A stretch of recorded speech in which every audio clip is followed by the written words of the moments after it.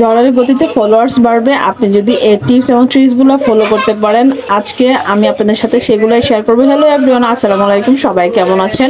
Another একটা video নিয়ে চলে আসলাম। আমার কাছে কি মনে হয়, আমি যখন ভয়েস দিতে যাই, মানে ভিডিও এডিটের সময় যখন আমি ভয়েস দিতে যাই, তখন পৃথিবীর যত সমস্ত আওয়াজ আছে সব আওয়াজ হচ্ছে আমার চারপাশে শুরু হয়ে যায়। এই যে ঘন্টা বাজাচ্ছে, বেল বাজাচ্ছে, মুরগির ডাক, মুরগির ব্যাপারীর ডাক, তারপর হচ্ছে মাছ নিয়ে আসে বাসার নিচে। আর আমার বাসায় তো ছোট একটা বড় একটা আছেই, তো ওদের কথা আর কি বলবো। ছোটটা জ্বালা যেমন তেমন, বড়টা তো আর বেশি জ্বালায়। এগুলো কে কে চিনেন বলেন তো? এগুলো হচ্ছে সজনে, মানে সাজনা আমাদের এলাকায় বলে, আর বিভিন্ন এলাকায় কি নামে ডাকে সেটা আমি জানি না। অনেক জায়গায় সজনে ডাকে, সাজনা ডাকে, আমাদের এখানে স্পেশাল হচ্ছে আমাদের গ্রামে সাজনা ডাকে। এগুলো খেতে কিন্তু অনেক বেশি মজা, বিশেষ করে স্পেশালি ময়মনসিংহের মানুষ, কিশোরগঞ্জের মানুষ হচ্ছে এগুলো হচ্ছে শুটকি দিয়ে খায়, অনেক সময় মাছ দিয়েও খাওয়া যায়। আর এই যে টমেটোগুলো দেখতেছেন, এগুলো হচ্ছে আমার ভাইয়ের বড় মেয়ে মানে গাছগুলো লাগাইছিল এনে, তো ছোট্ট একটু জায়গায় এত সুন্দর সুন্দর টমেটো গ্রো করছে। আমি ঢাকা থেকে যাবো দেখে ওরা হচ্ছে এগুলো তুলে নাই, খায়ও নাই, জাস্ট এভাবে রেখে দিছে। আমি একটু ভিডিও করব, আমি একটু দেখবো, রাফানি একটু মানে এগুলা তুলবে, ছিঁড়বে।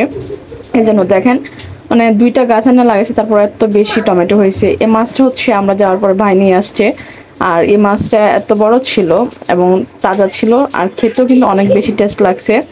আর এই মাছটা এখন কাটার জন্য প্রিপেয়ার হচ্ছে। আর এই হচ্ছে চিংড়ি মাছ, এগুলো নিয়ে আসছে। আমার যেহেতু চিংড়ি অনেক ফেভারিট, তাই আমি যখন যাই তখন ভাই হচ্ছে এই চিংড়িগুলো নিয়ে আসে। যারা এখনো ট্রেন জার্নি করে নাই, আমি বলবো তারা হচ্ছে ট্রেন জার্নি করা উচিত, কারণ ট্রেন জার্নির মতো এত সুন্দর জার্নি আর কখনো হতে পারে না। যে একটা সময় ছিল আমি হচ্ছে জার্নি করার জন্য কোথাও যেতাম না, তো এখন আমি ট্রেন জার্নিতে অভ্যস্ত। প্লাস হচ্ছে আমার ছেলেও ট্রেন জার্নি অনেক বেশি পছন্দ করে। আর বাসে তো প্রশ্নই ওঠে না, এত বেশি কষ্ট হয় আমাদের দুইজনের, তাই আমরা সবসময় ট্রেনটাই বেছে নেই। আর বাস হচ্ছে অ্যাভয়েড করি। বাস, প্রাইভেট কার সবই হচ্ছে মানে আমাদের দুইজনের জন্য স্পেশালি কষ্টকর। ট্রেন থেকে বাহিরের ভিউটা দেখতে এত বেশি সুন্দর লাগতেছিল, গ্রাম বাংলার মানে এই ভিউ আপনারা না দেখলে বুঝতে পারবেন না। আর রাফান হচ্ছে এখানে বসে বসে খেলতেছিল, আর এখানে হচ্ছে কিছু ক্যাপসিকাম নিয়ে যাচ্ছিল এই চাচাটা। তো বলতেছিল যে মরিচ, বোম্বে মরিচ হচ্ছে, মানে ক্যাপসিকাম না সরি, বোম্বে মরিচ নিয়ে যাচ্ছিল। আর সবাই বলতেছিল এই রোজার দিনকে হচ্ছে এইগুলা কিনবে, বোম্বে মরিচগুলা কিনবে, এই আর কি অবস্থা। আসলে যার বিজনেস যেটা সে তো এটাই বিজনেসটা করবে।